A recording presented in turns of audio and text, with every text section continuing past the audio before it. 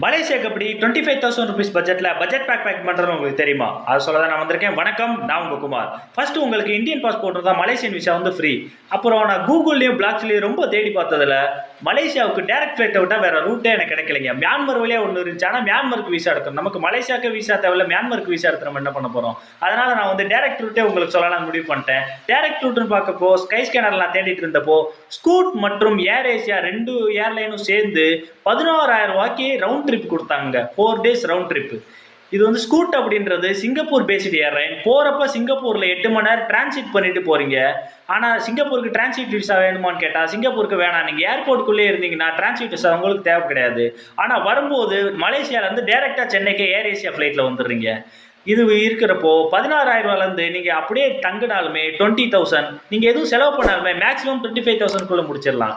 நீங்க கண்டென்ட் பிடிச்சிருந்தா சப்ஸ்கிரைப் பண்ணுங்க, உங்க ஃப்ரெண்ட்ஸுக்கெல்லாம் ஷேர் பண்ணுங்க. தேங்க்யூ.